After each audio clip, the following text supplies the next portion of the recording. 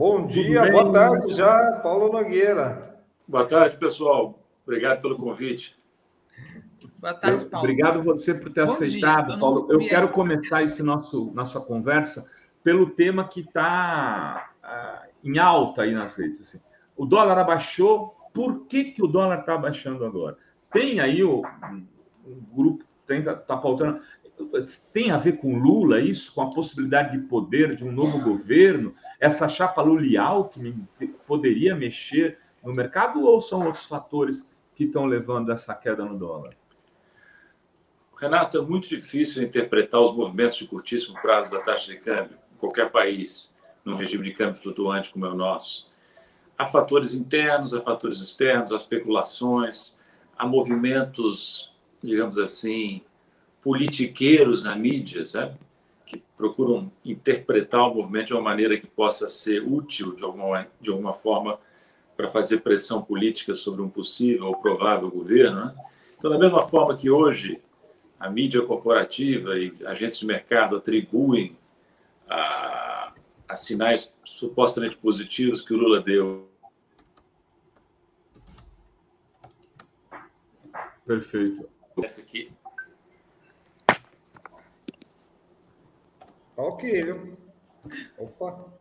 Hoje a gente não está com sorte. Hoje eu tenho uma caveira enterrada aqui nos últimos dias. Ô Caio, volta, Paulo. É olho gordo, rapaz. É olho gordo aí. Estão te ligando aí? O pessoal te viu aqui, resolveu te ligar, foi isso? Não, sei lá. Mas, enfim, eu estava dizendo o seguinte, assim como eles hoje dizem, o Lula emitiu sinais positivos, então o mercado está retribuindo com a evolução positiva, eles podem mais à frente dizer, o futuro presidente não deu os sinais que o mercado espera, então tome uma pressão, sabe? Então, não cabe, a meu ver, ao candidato, ao pré-candidato, à sua equipe, ficarem celebrando ou administrando essas flutuações de curto prazo, sabe? Porque elas são muito enganosas e o que se diz hoje pode ser o contrário amanhã. Perfeito. Agora, não há dúvida, Renato, que a chapa Lula-Alckmin funciona como um fator tranquilizador, sabe? Porque, com razão ou sem razão, os agentes do mercado veem na chegada do Alckmin com não só o Alckmin, mas possivelmente outras pessoas que viriam junto com ele para compor a equipe de um futuro governo Lula. Pessoas identificadas ao PSDB, ao antigo PSDB, ou a ex-PSDB, ou atuais PSDB, que possam fazer o que o PSDB sempre fez, o que os tucanos sempre fizeram, a política que agrada os mercados e a economia e os interesses internacionais, entende? Então, a leitura, correta ou não, que se faz desse entendimento do Alckmin é que o governo está caminhando para fazer uma composição tão ampla que incluiria a participação desse tipo de pessoas na gestão da economia. Mas isso é tudo especulação, né? A gente não sabe. E você tem se colocado contra essa chapa Lula e Alckmin, né, Paulo? Eu vi um tweet que dava esse caminho de que essa chapa poderia levar o país para uma economia exatamente como você falou, mais próxima do que foi o período FHC, é isso? É isso que dá receio? Renato, eu tenho hesito um pouco em dar opinião sobre assuntos políticos, porque tem muitas variáveis que eu não conheço, não domino. Por exemplo, do lado positivo, a chapa Lula-Alckmin tira da disputa pelo governo de São Paulo um candidato muito forte, abre caminho, favorece uma possível vitória do Haddad. Pela primeira vez, acho que é pela primeira vez, São Paulo ficaria nas mãos do PT. Mas aí tem muita coisa. Eu pergunto, por exemplo, esse resultado de tirar o Alckmin da disputa estadual já não foi alcançado? Sendo bem cínico, né? Sendo bem cínico. Já não foi alcançado? Talvez sim, né? O lado positivo, eu vejo sobretudo esse. Mas, modestamente, eu digo o seguinte, de que adianta ganhar São Paulo e perder o Brasil? Porque o risco que eu, nas minhas limitadas capacidades de avaliação política, percebo, é que quando se tem um vice-presidente muito diferente do presidente, muito mais próximo dos interesses tradicionais, de mercado, estrangeiros até, ainda que o vice não seja ele mesmo desleal, ainda que o vice ele mesmo não trabalhe contra o presidente, ele funciona como uma espécie de chamariz, entende? Um chamariz para iniciativas desestabilizadoras do presidente, né? Vocês vão dizer, mas o Lula não é Dilma, o Alckmin não é o Temer, muita gente fala isso. Eu sei, mas o Alckmin representa algo muito diferente do que é o Lula, programaticamente falando, né? E eu não quero falar coisas sinistras, mas já falando, né? O Brasil não é mais o que era. É um país violento, um país brutal até. Quem pode excluir, por exemplo, um atentado? Quem pode excluir, para não ser tão sinistro, um problema de saúde de um presidente que já tem certa idade? Né? Quem pode excluir um movimento bem-sucedido de desestabilização do governo, tendo em vista que o vice obedece muito mais aos interesses conservadores do que o presidente? Né? Então, eu não me sinto confortável, mas o Lula sabe melhor do que a gente, né? Então, se ele acha que é uma belíssima manobra, eu concordo, viu, Renato? Eu não quero ser radical, não. Eu concordo que o Lula, para ganhar a eleição e para governar, tem que ampliar para o centro. Ele chegou a dizer até para o centro-direita, naquela entrevista que deu a vocês, para centro-direita, né? Eu concordo com isso. A minha dúvida é se nesse processo de ampliação para o centro, você faz certas coisas, como, por exemplo, entregar a vice-presidência ou entregar o Ministério da Fazenda. Acho que essas duas áreas são áreas tão cruciais para o sucesso do governo que eu vejo com relutância qualquer tentativa de entregá-las a um campo oposto, né? Assim como, vou te dizer também, Renato, assim como, por exemplo, certas áreas da atuação pública, o PT tem quadros excelentes, né? Então, por exemplo, política externa, Itamaraty, não cabe entregar a outras forças se você tem um Celso Amorim. A política social, não cabe entregar a outras forças se você tem uma Tereza Campelo, entende? Então, o governo tem que ser, do meu modo de ver, se ele de fato se eleger, ainda tem muita água para correr por baixo dessa ponte, o governo tem que preservar a sua identidade, né? Eu tenho impressão, posso estar totalmente enganado, eu morava no Brasil ainda nessa época, portanto, não tinha ido para Washington ainda. E eu acompanhei a tentativa de derrubar o Lula com o Mensalão, em 2005. Derrubaram o Zé Dirceu, vários petistas ilustres, mas o Lula sobreviveu. Uma maneira de ler o que aconteceu, não sei se é correta, mas uma maneira de ler o que aconteceu é que o vice do Lula metia medo. Era o Zé Alencar, era um empresário, mas tinha posições em matéria de política econômica mais heterodoxas, mais críticas do que o próprio presidente. Era um crítico dos juros altos, era um crítico dos bancos, entende? Posso te agregar uma informação? Eu, na época, fui fazer uma entrevista com Ciro Gomes, no auge do Mensalão.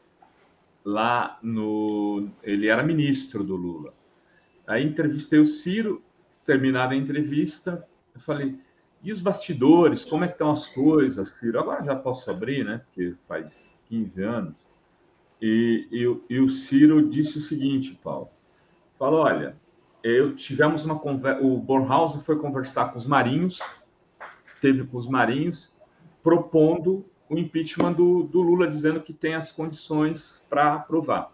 E o Marinho falou, e o Lula caindo, assume quem? Um dos marinhos lá. Aí ele falou, José de Alencar. O Marinho falou, então não vai ter impeachment. Ele falou, não, mas a gente pode derrubar o Zé de Alencar. Aí, quem será o presidente? Aí era o cara lá que foi pego por causa do negócio da cantina, lá, o...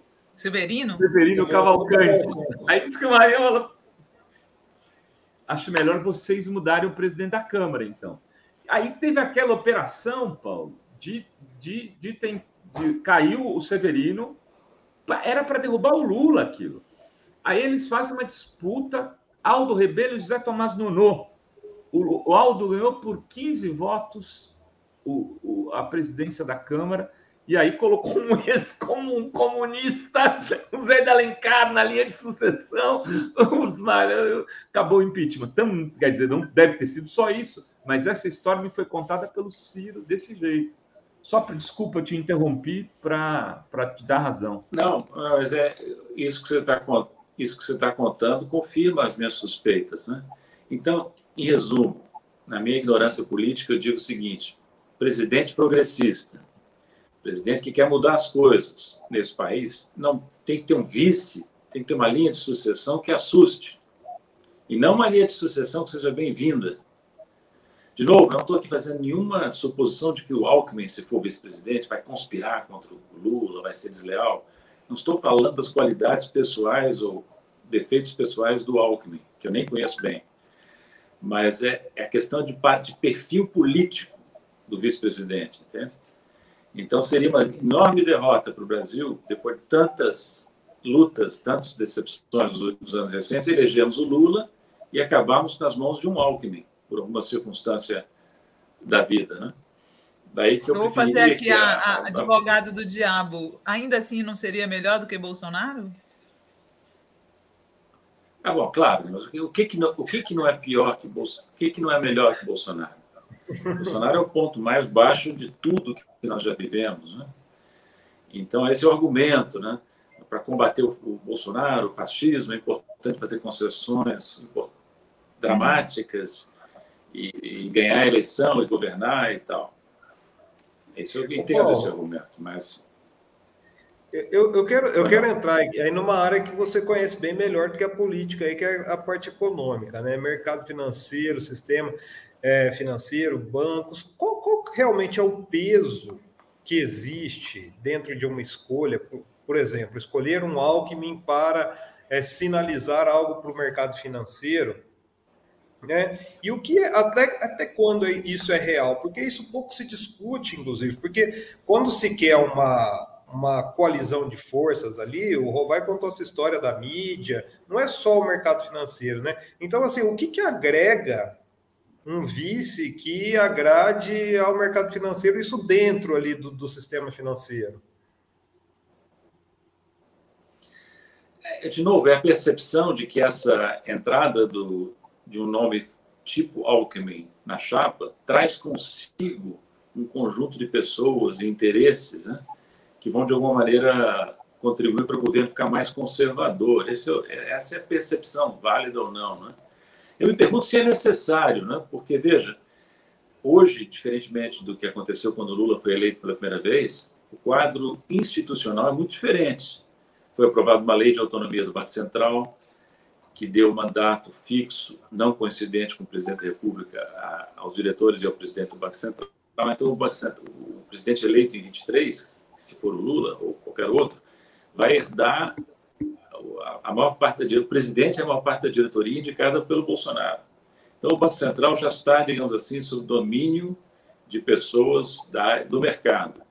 O que eles querem mais? Eu digo a turma do mercado, que eu chamo da turma da bufunfa. Eles querem também que o futuro presidente, se for o Lula, indique o ministro da Fazenda da confiança deles. Eu estou supondo que, não sei de nada, mas eu estou supondo que o Ministério da Economia vai ser quebrado em 3 de novo. Já recriaram o trabalho, faria o planejamento, indústria e comércio, mas o importante seria ainda a Fazenda, né? Será que imaginam que o Lula fará em 23, caso eleito, o mesmo que a Dilma fez em 15, quando se reelegeu em 14, indicando alguém indicado pelo mercado? Ela foi ao Trabuco, convidou o Trabuco indicou o Levi e ela nomeou para mim isso está fazendo. Será que o Lula vai fazer um movimento semelhante? Eu não acredito, viu? Posso estar totalmente enganado, né? Eu não acredito que o Lula vai entrar, depois de tudo que passou, da maneira heróica com que resistiu a uma perseguição brutal, que ele vai chegar no governo de cabeça baixa, aceitando uma colonização, aceitando não só o Banco Central autônomo, mas também alguém na Fazenda que não seja da estrita confiança dele, certo? Eu acredito que o Lula fará isso mesmo, botará na Fazenda alguém em quem ele confia muito, porque senão ele começa mal o governo, né? Se ele não fizer isso.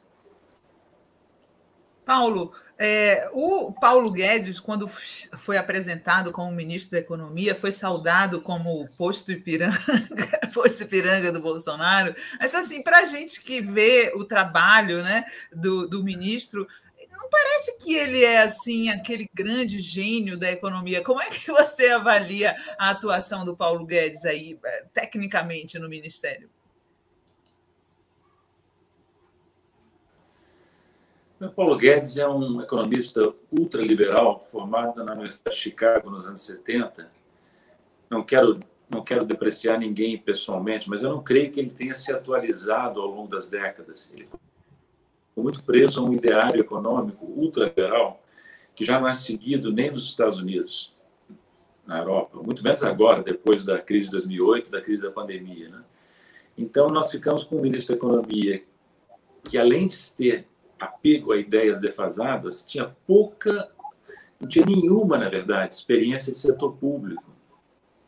Ele foi da Universidade de Chicago para o setor privado e nunca passou pelo setor público. Então, foi uma escolha muito infeliz. E como o presidente é muito despreparado, o Bolsonaro é muito despreparado, não entende nada, ele delegou a esse ministro, ao posto Ipiranga, um conjunto de poderes extraordinário. Juntou os ministérios do planejamento, indústria e comércio, trabalho inicialmente, fazendo nas mãos dele. Não podia dar certo. Entende? Porque é uma concentração de poderes em cima das mãos de alguém que não tem experiência política e administrativa no setor público e tem ideias defasadas. O resultado foi o que se viu, né? Muito bem, Paulo. Agora vamos discutir um pouco previsões aí em relação a esse ano, porque esse ano é um ano eleitoral e o mercado está dizendo a economia vai continuar estagnada. Se continuar estagnada, muito provavelmente ela não ajudará o candidato do governo. A tua previsão é a mesma? Concordo. A tendência é a economia ficar estagnada ou talvez até cair em recessão, né? O fator que vai contrabalançar, talvez, essa previsão é que, no desespero de se reeleger, o governo Bolsonaro pode adotar uma série de medidas fiscais de efeito expansivo no curto prazo. Mas ele está muito manietado politicamente, então talvez não consiga fazer nem isso. Economia estagnada, desemprego muito alto, inflação muito alta, isso tudo atinge muito fortemente o presidente candidato à reeleição. E essa é uma das razões, entre muitas, que levam as pessoas a acreditar que ele já não tem condições de se reeleger, né? Agora, o presidente que entra em janeiro de 23, ele tem que colocar a economia em movimento. Ele vai ter que atuar no sentido de estimular a economia, né? E eu creio não sei se que a internet do Paulo que está ruim ou a minha. Não, aqui está funcionando normalmente. Estamos ouvindo o Paulo normalmente aqui. Eu estou ouvindo vocês bem também. Então, acho que o futuro do governo terá que movimentar. Terá que colocar a economia em movimento, né? E eu estou escrevendo um artigo, que eu vou mandar para vocês publicarem também, que tenta argumentar que, embora a situação da economia seja difícil, o quadro das contas públicas brasileiras não é tão ruim quanto geralmente se afirma no mercado, ou os economistas do mercado afirmam. As contas externas estão bem e as contas fiscais difíceis, mas não desastrosas. Então, o futuro governo, pode ser que o Bolsonaro ainda faça um estrago razoável até entregar o mandato, até entregar a presidência, mas não é o que o mercado no momento está prevendo. Então, o futuro governo tem condições, provavelmente, dado o setor externo forte da economia, em uma situação fiscal problemática, mas não dramática, de colocar a economia em movimento a partir de 23. Eu espero que isso que o futuro governo faça. Essa é uma questão que eu sempre fico me perguntando, Paulo, porque muita gente fala o Lula vai receber um governo muito pior do que em 2003.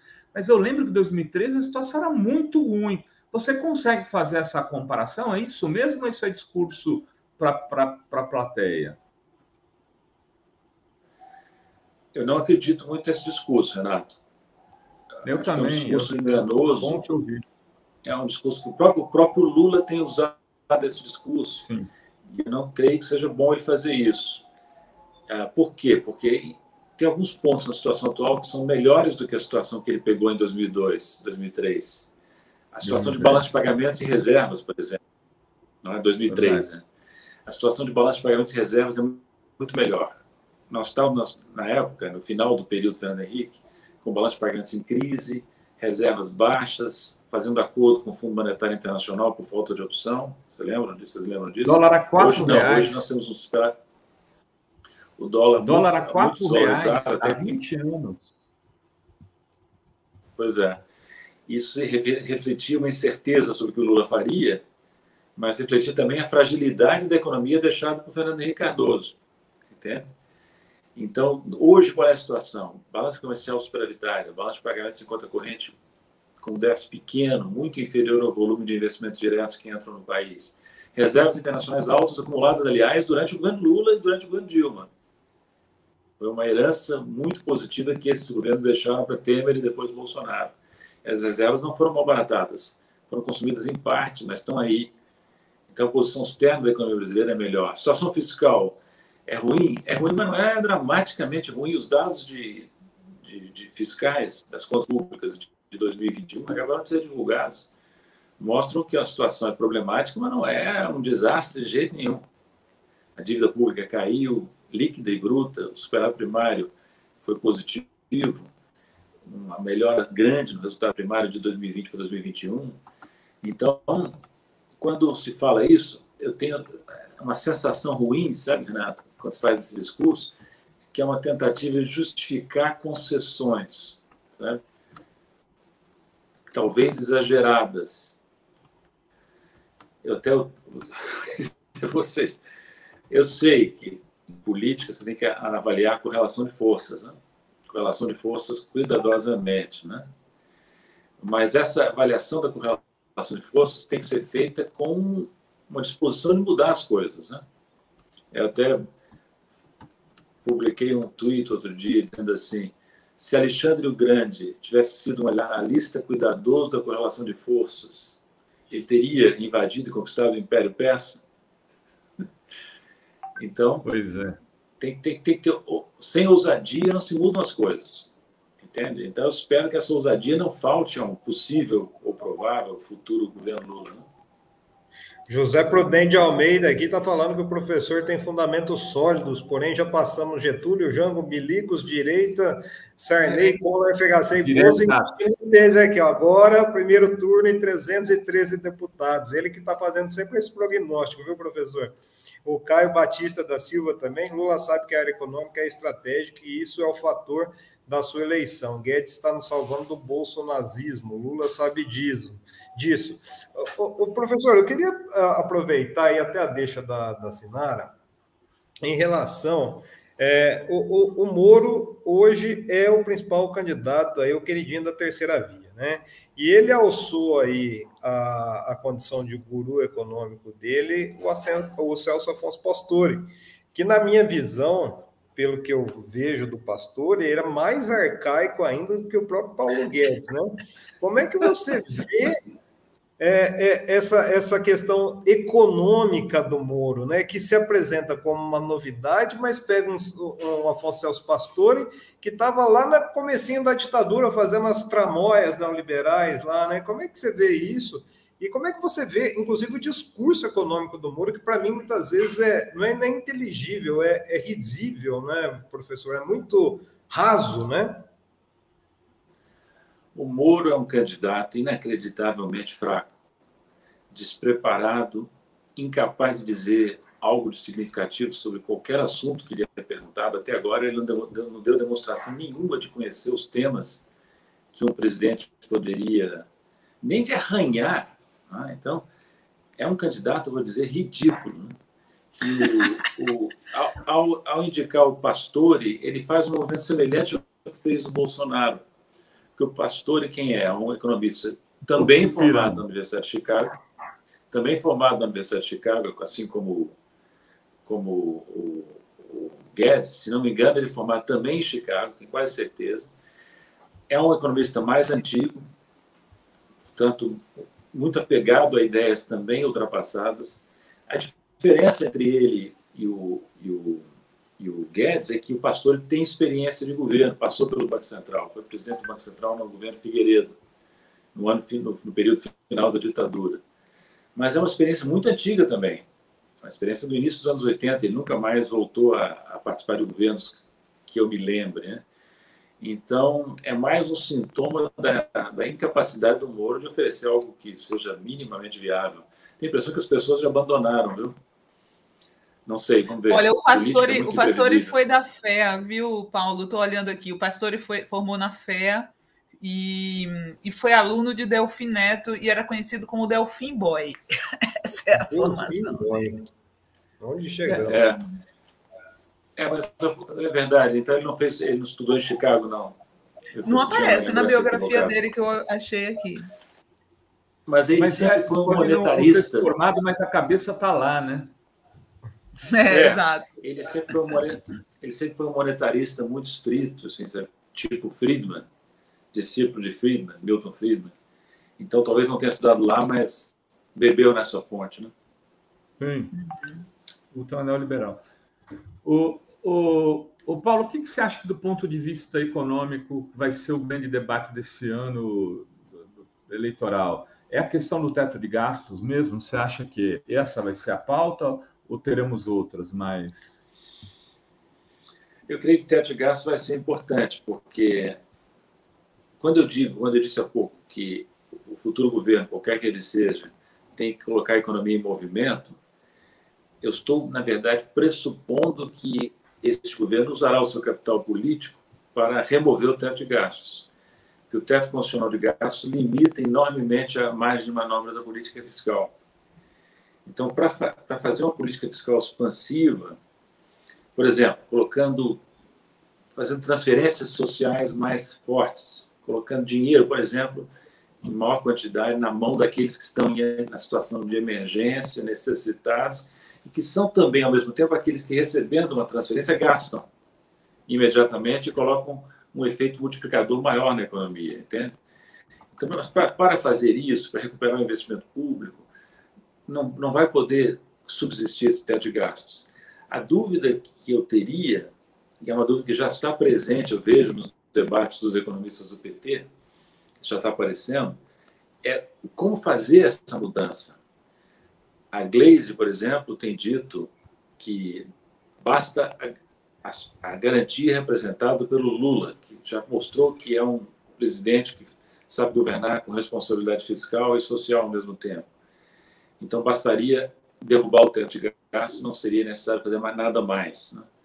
Agora, outros economistas dizem o seguinte, talvez eu tente concordar com eles, né? Alguns economistas dizem, se você quer suprimir o teto de gastos, você deve dar um sinal para o mercado mais concreto de que você manterá cuidado com as contas públicas. Então, colocar no lugar do teto uma regra fiscal a ser discutida, mais flexível, fora do texto constitucional, que permita ao governo fazer isso que eu acabei de falar, né? Colocar a economia em movimento a partir de 23, mas que dê aos agentes econômicos um sinal nítido de que o governo não vai simplesmente desconsiderar as contas públicas e sair gastando sem critério, entende? Então, posso estar enganado, viu? Mas eu tendo a acreditar que seria melhor, ao remover o teto de gastos, introduzir algum tipo de critério fiscal diferente, mais flexível, que sinalize responsabilidade fiscal no médio e longo prazo. Deixa eu fazer uma pergunta aqui. Tem muita gente aqui no chat, Paulo, perguntando para você sobre inflação, falando que as coisas estão custando a hora da morte, estão pela hora da morte, né? As coisas no mercado, coisa que a gente, aliás, é tão vintage quanto o Paulo Guedes, né? As coisas subindo sem parar. O que você acha que um futuro governo do PT pode fazer em relação a isso? E aí já te emendo que essa semana o Lula saudou a Argentina pelo acordo sobre a dívida externa, né? Sobre o pagamento da dívida. Como é que você está vendo que está sendo levada a economia na Argentina e qual que pode ser o efeito eleitoral disso para a gente? Agradecer só a Zuma Rodrigues aqui, professor, pelo superchat. Ok, na economia, Nogueira, no entanto, o ambiente social e político é muito pior. Vivemos um outro Brasil, né? Ela está falando em relação ao cenário aí que está sendo deixado. Não, sem dúvida. O ambiente social político deixado pelo Bolsonaro é desastroso, né? E tem uma outra coisa, o Bolsonaro, já dando sequência ao que o Temer já tinha começado, desarticulou grande parte da máquina pública. Então, a herança não é simples. Sobre a Argentina, eu não tenho acompanhado tão de perto assim, mas o que foi feito agora foi o seguinte: o governo Macri tinha levantado um enorme empréstimo, talvez o maior da história do Fundo Monetário, e conseguido desembolsos quase totais no início do programa. Era um esforço que Washington estava fazendo para amparar o Macri. Não deu certo. O Macri naufragou, o programa não funcionou, foi usado, ao que parece, para financiar a fuga de capitais, e o Hernandes, o novo governo Fernandes, recebeu essa batata quente. Agora, o problema é o seguinte: eles se defrontavam com um perfil de pagamentos extremamente pesado ao Fundo Monetário. Não era dívida externa em geral, era dívida da Argentina com o Fundo Monetário.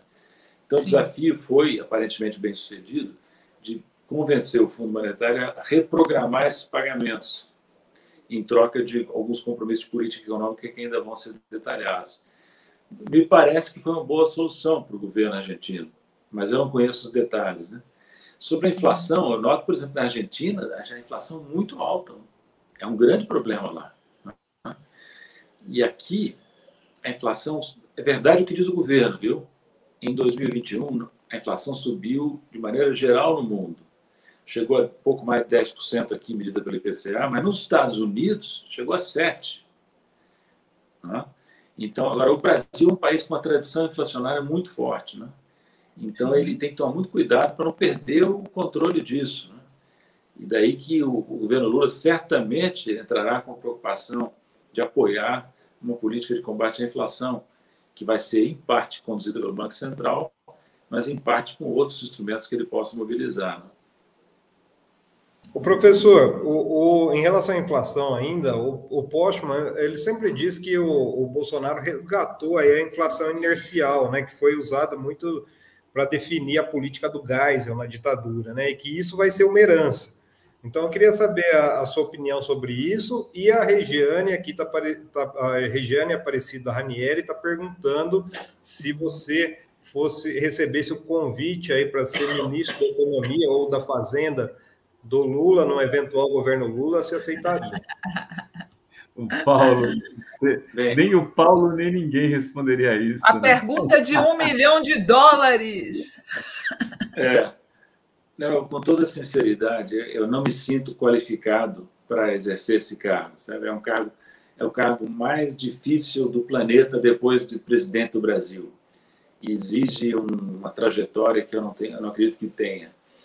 Mas sobre a inflação inercial, eu digo o seguinte: não é propriamente o Bolsonaro, na luta política, que não pode ficar também usando argumentos frágeis, sabe? É um movimento geral da economia internacional que faz com que a inflação hoje esteja no patamar que ela gere um comportamento defensivo dos agentes econômicos. Eles passam a reajustar os seus preços, salários, sempre que possível, pela inflação passada. Isso é que se chama inflação inercial. E se essa inflação inercial se consolida, o risco é que, para derrubá-la para um nível mais satisfatório, seja necessário jogar a economia numa recessão funda. Então, por isso que é importante atuar logo para evitar que ela se cristalize num patamar muito alto. E tem competência, alguém com competência hoje para fazer isso? E qual é esse prazo, hein, professor? Esse logo seria quando? 2023 ou esse ano ainda já preocupa? Esse ano já preocupa, esse ano vai ser muito difícil, né? Porque nós temos uma situação crítica com um governo desastroso, né? Um governo que já nem governa mais direito, né? Então, vamos atravessar um ano muito conturbado. Não é à toa que tantos brasileiros, ao longo do ano passado, de 2021, saíram às ruas para pedir o impeachment desse governo. É um governo que não funciona, é um governo desastroso, né? Mas não foi possível. Tudo indica que não tem que tolerar esse governo até dezembro de 2022. Então, nossas esperanças se deslocam para o futuro governo, né? E nós temos a sorte, viu? A sorte de ter o Lula. O que me incomoda na situação brasileira atual é que nós temos a sorte de ter o Lula, mas nós temos uma profunda dependência em relação a uma pessoa só, tá? Que não é uma situação confortável. Então, por que eu digo sorte? Porque o Lula ele tem a experiência de ter sido presidente em 2 mandatos, bem-sucedido, né? Tem um cacife internacional invejável, ele é respeitado no mundo inteiro, mais respeitado fora do Brasil do que aqui, porque aqui os brasileiros nem sempre percebem a sorte que nós temos de ter um candidato, um pré-candidato, um político como ele, né? E eu digo isso assim, não por partido político ou por alguma simpatia puramente pessoal, não é nada disso, é uma constatação objetiva da história brasileira e do papel que nessa história tem a figura do Lula, né? Então, quando ele ressurge como candidato, ele mudou o jogo para melhor. E ainda que ele não faça tudo que a gente queira que ele faça, ele pode decepcionar em várias escolhas que venha a fazer. Eu acho que ele nós temos muita sorte de ter essa possibilidade a partir de janeiro de 23. Né? Vai? Mais alguma questão, Sinara? Ô, Paulo, é que eu tinha desligado aqui, eu tenho sim. Estamos chegando ao final, Paulo. Eu só queria te fazer 2 considerações em relação à reforma trabalhista e à reforma da Previdência, né? O Lula se empolgou com essa reforma trabalhista que vem sendo construída na Espanha, né, que é uma reforma, quando eu digo construída, é porque, inclusive, ela vem sendo feita a muitas mãos, né? Tem uma mediadora do governo, mas tem participado empresários, sindicatos, enfim. E ontem ou anteontem houve um sinal do PT de que também pode se repensar a reforma da Previdência. O que você vê em relação a isso e como é que você acha que deve se caminhar para poder melhorar essas questões do Brasil, se é que elas devem ser modificadas? Renato, esse é um tema importantíssimo, eu não conheço em profundidade, mas quando você diz que o Lula, que a reforma espanhola está sendo construída em muitas mãos, não é? Há muitas mãos, o Lula é a pessoa mais indicada para liderar um processo semelhante no Brasil. Um processo que envolva o governo, trabalhadores, empresários, empregadores, né? E que faça uma reorganização do mundo do trabalho que não penalize tanto os trabalhadores. Porque a reforma trabalhista do Temer foi muito ruim para os trabalhadores, né? Uma reforma que enfraqueceu os sindicatos, desequilibrou as relações trabalhistas, dificultou o acesso dos trabalhadores à justiça. Então, isso tem que ser remendado, isso tem que ser remendado na palavra, isso tem que ser reformado, né? Não digo, não creio que seja a intenção do Lula ou do PT de voltar ao status quo antes da reforma do Temer. Não, porque o mundo do trabalho evoluiu muito, tem que lidar com novas realidades, o trabalho por aplicativos, por exemplo, é muito citado como uma realidade importante que o novo modelo trabalhista tem que levar em conta, né? Então, é pensar uma nova estrutura do trabalho que compatível com as tendências da economia brasileira e mundial, mas que seja justa, que não penalize os sindicatos, os trabalhadores, não deixe eles expostos a uma relação adversa. E isso é muito importante para o outro tema que você levantou, que é a questão da Previdência. Porque a reforma trabalhista esse governo Temer foi outro desastre, né? Vamos lembrar, né? Vocês lembram que tinha um time econômico que era chamado pelo mercado de Dream Team, time dos sonhos. É uma coleção de mediocridades que fizeram, entre outras coisas, essa reforma trabalhista, né? O que ela produziu? Ela erodiu a base de financiamento da reforma do sistema previdenciário, porque ela reduziu o grau de formalização, facilitou a redução do grau de formalização das relações de trabalho. Então, você tem hoje uma previdência com dificuldade de ser financiada, porque a proporção é cada vez maior de trabalhadores que não contribuem para a Previdência Social, e um mundo do trabalho estruturado, desigual, né? Então, o futuro governo tem uma tarefa muito grande pela frente, que é de restabelecer a civilização no mundo do trabalho, que foi profundamente atingida por esse governo medíocre, que foi o governo Temer, e esse governo desastroso, que foi o governo Bolsonaro. Então, agora nós temos uma oportunidade de dar a volta por cima, corrigindo tanto as distorções do mundo do trabalho, como as distorções que se introduziram no campo da Previdência. Muito bem, então chegamos ao final aqui desse papo com o Paulo Nogueira, sempre de altíssima qualidade, né? Eu quero discordar muito fortemente dele, peço desculpas, né? No que ele disse que ele não tem os atributos necessários para ser ministro. Pois é. Eu e acho que todos do chat que está aqui, que discordou bastante dele nisso, também pensa do mesmo jeito. Obrigado, Renato, pelas palavras generosas e obrigado pelo convite. Vamos ficar em contato. Vamos sim, Paulo. Obrigada, Paulo. Obrigado, professor.